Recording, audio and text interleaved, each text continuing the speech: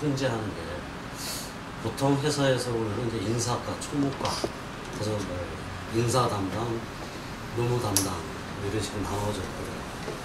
근데 삼성에서는 그 지역마다 그 지역 대책 협의회, 소위 지역 그 지대위라고 하는 그 별동 조직이 있습니다. 이제 별동 조직이 어떤 역할을 하냐? 그러니까 우리나라의 국가기관에 보면은 국정원, 안기부에서 했던 일들을 그대로 한다는 거죠. 그러니까 이 사람들이 하는 일은 노동자들에 대한 미행 감시, 납치, 그리고 계좌번호를 열어본다거나, 그리고 또 그 삼성을 위한다면은 삼성 족벌 이시일각 있죠. 위한다면 불법 행위라도 사람을 죽이라고 해도 삼성을 죽일 수 있는 그런 좀 불법적인 단체라고 볼 수가 있죠. 그렇기 때문에 그 역할이 나눠져 있어요. 그러니까 지역 대책위에 소속되어 있는 사람들은 그 지역 계열사의 인사과 소속으로 되어 있습니다. 그렇지만 이 사람들은 따로 활동을 해요. 그러니까 사내 인사과 직원들 같은 경우는 뭐 사내에 있는 문제사원, MJ 사원이라고 하죠. 문제사원. 예. 문제사원에 대한 어떤 뭐 해유라든가 미행이라든가 이런 식으로 그 지역 대책에 있는 사람들은 뭐 행정관청, 그거는 뭐냐면 이제 복수노조가 금지가 됐을 때는 그 행정관청의 지킴이를 둬요. 그러니까 무슨 얘기냐면 노동자들이 노동조합 본사로 왔을 때 먼저 서류를 집어넣어야 됩니다. 그리고 이제 그러려면은 민원실부터 시작해서 그 울주 군청 따지면 이제 노종계라고 노동자 업무를 전담하는 부서가 있어요. 그 부서 사람들을 전부 다 매수를 해야 돼요. 그리고 또 이제 뭐 경찰 같은 경우도 정모과, 특히 정모과에서 많은 정보를 갖고 있으니까 이 사람들하고 이제 내통을 하는 거죠. 내통을 하면서 미리 정보를 입수하고 노동자들이 어떻게 움직인다라든가 또 노동자들에 대한 민원이 지금 뭐 노동부에서 어떻게 처리를 하고 있다라든가 뭐 이런 것들. 그리고 이제 좀 위로 가면은 판검사들을 어떻게 자기들이 관리하는가 이제 이런 얘기들이. 그러니까 삼성의 노동조합을 막는다는 것은 단순하게 노사의 관계의 문제가 아니라 거기에 연관되어 있는 나라의 어떤 공조직이라고 할 수 있는 뭐 법원이라든가 검찰이라든가 그다음에 노동부라든가 행정관청이라든가 그리고 또 이제 기자분들 그러니까 이 사람들을 돈하고 그러니까 밥 사주고 술 사주고 여자 붙여주고 돈 주고 이러면서 이게 공식이에요. 이게 판검사한테 로비를 할 때도 그게 똑같이 해요. 그리고 또 뭐 기자분들을 상대로 로비를 할 때도 마찬가지고. 그러니까 이런 식으로 그 합법적인 공간에서 하지 못할 일들을 지역 대책위에서는 해 나가는 거죠. 납치하고 공감하고 이런 식으로. 그래서 이제 지역 대책 협의회가 예를 들어서 이제 서울도 있고 수원도 있고 충남도 있고 그다음에 경북도 있고 그다음에 울산도 있고 창원 지역에도 있고 이런 식으로 해서 서로 긴밀하게 정보를 교환하고 문호조 경영이라는 거, 삼성 족벌 이씨 일가의 이익을 지키는 거, 이걸 목표로 해가지고 이제 활동하고 있다고 생각하고 있습니다. 그러면 지금 말씀하신 지역대책위는 지금 삼성 소속의 직원 사원들인 거죠? 그렇죠. 그러면 그분들은 어느 부서에서 담당을 하나요? 그러니까 그 자체의 논리가 있겠죠. 그거는 뭐 정확하게 모르겠지만 예를 들어서 수원 같은 경우는 그 에버랜드도 있고 삼성전자 있고 삼성전기 있으면 이 속에 그 인사과가 있다. 인사과 소속으로 되어 있는데 같은 직원이라도 얼굴을 잘 몰라요. 왜냐면 산에서 활동하는 게 아니라 밖에서 활동했기 때문에. 그러니까 전번에 CJ그룹 그 이재현 회장 미행했을 때 뭐 삼성물산 얘기도 나오고 삼성전자 얘기도 나오고 삼성 전기 얘기도 나온다. 다시 말한다면은 CJ 이재현 회장을 미행했던 그 사람들도 그 지역 대책 협의회 사람들. 다시 말하면 삼성 족본 이씨 일가의 사령 조직이나 마찬가지다. 예. 그러면 그 우리 한용기 씨께서도 그 지역 대책위에 의해서 이렇게 끌려다니시거나 그러신 건 아니신 거죠? 저는 지역 대책에 끌려다닌 건 아니고요. 예.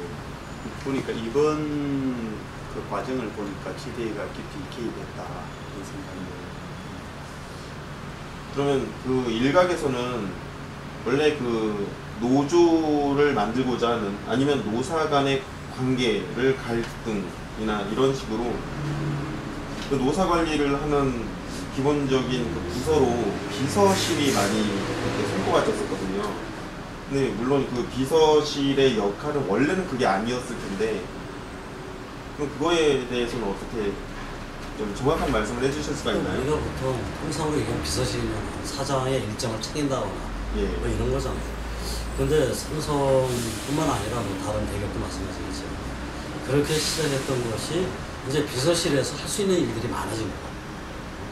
다시 말한다면은 그 사장에 대한 일정뿐만 아니라 각 계열사에 대한 뭐 이제 정리, 인사권 임명하고 또 이제 어떤 일들이 벌어지는가를 또 사장한테 보고하려고 비서실에서 그걸 파악하고 있어야 돼요. 그러니까 삼성은 어떻게 되냐면 이제 비서실이 있으면 그게 이제 부조번호로 이름이 바뀌었잖아요. 예. 비서실에서 부서로 바뀌고 그 다음에 전략기획실로 바뀌고 지금 미래 전략실이죠. 그럼 그 안에 이제 부서가 여러 가지가 있는 거죠. 홍보, 그 다음에 노사 담당 뭐 이런 식으로 나름대로 부서가 여러 가지가 있는데 그 중에서 노사 담당, 그러니까 노무팀, 팀장, 그러니까 이런 부분들은 2004년도에 그 세상에 폭로된 그 핸드폰 위치조 사건, 그러니까 노동자들의 핸드폰을 불법 복제해서 저 같은 경우는 찾고 보니까 그러니까 2004년도 7월 13일 날에 이제 검찰에 고소를 했는데 그 전에 내 위치 추적을 한 사람을 전화번호가 뜨잖아요. 예. 떠가지고 이제 찾아갔어. 어떻게 수소문 해가지고 전남 담양에 있는 사람인데 가보니까 죽은 사람이에요. 2003년 8월 달에 죽은 사람이에요. 그러니까 죽은 사람 명의를 도용해가지고 위치적으로 한 거죠. 불법이죠. 모든 게 다 불법이죠. 그러니까 이런 식으로 그 삼성에서 그 이제 위치 추적이나 도감책이나 뭐 이런 것들 해 나가는 게 있고, 또 김영철 변호사가 그 2008년도에 프레시안 기사도 나왔습니다만, 그때 당시에 그 2004년도 노사 팀장이 지금 삼성중공업의 노인식 대표이사예요. 근데 이 사람이 노사 팀장으로 있을 때 김영철 변호사가 노동자들 핸드폰을 불법 복제해서 위추적을 했냐 물어보니까 했다고 그러더라고요. 삼성에서 했다고 그러더라고요. 그렇지만은 이제 자기들 내부에서는 인정을 하지만은 밖에서는 절대 그런 일이 없다라고 이제 거짓말 하면서 그때 당시에 그 현장 노동자들이 고소를 했어요. 그 노동자들에 대한 집중적인 탄압을 했죠. 납치를 하고 끌고 다니고 결국 고소 취하시키고 이런 식으로. 그러니까 이런 어떤 그 겉으로 드러내고 하지 못하는 일들을 노사 협의회, 지역 소위 지대위랑 지역 대책협의회에서 자양을 해온 거죠. 그리고 한용희 씨 같은 경우는 나도 역시 마찬가지고 삼성 화재 세고 됐잖아요. 예. 근데 삼성 화재가 나를 하고 시켰다고 생각할까? 거기 경영자들이. 그런데 그거가 아니라 그 지금의 미리 전략실 노사 담당 팀에서 본사에 있는 거죠. 그렇죠. 그러니까 지금 이건희 바로 밑에 그쪽에서 해고를 시킨 거예요. 예, 그렇다면 지금 노사관리 기본 지침이라고 하는 것이 과거에 비서실 시절에 이제 하달이 되었었잖아요. 각 개별 사업장별로. 예. 그러면 그것은 지금 비서실이 없어졌다 또는 이름을 바꿨다라고 할지라도 그건 유지가 되고 있는 건가요? 아니면 내용이 바뀐 건가요? 내용 시대에 따라서 바뀔 수가 있죠. 그러니까 쉽게 얘기하면 복선호조 되기 전에는 행정관청에 24시간을 지키고 있어라. 뭐 이런 식의 지금은 뭐 언제든지 노동자 만들 수 있으니까 그러니까 지키지 않더라도 되지만 그래도 이제 동향 파악하려고 분위기가 좀 들떠있다. 사업장이 그런 게 지킬 수도 있고 그러니까 이런저런 어떤 이제 내용이 좀 변하지만 거의 기본적인 공격은 하나도 변한 게 없다. 그리고 그 일을 옛날 비서실에서 그러니까 그때 비서실은 좀 어떻게 보면은 좀 지금에 비하면은 간의 송목이었죠. 그때. 근데 그 비서실에서 한 노무관리 지침서를 했다고 한다면 지금은 미래전략실, 노사 담당, 노무팀, 그리고 삼성경제연구소 셀이라고 합니다. 그쪽에서 이게 전체적으로 하나의 문호조 경영에 대한 인정, 신념화를 위한 어떤 교육도 진행하고 또 어떻게 할 때는 어떻게 하라 이런 이제 지침지도 내고.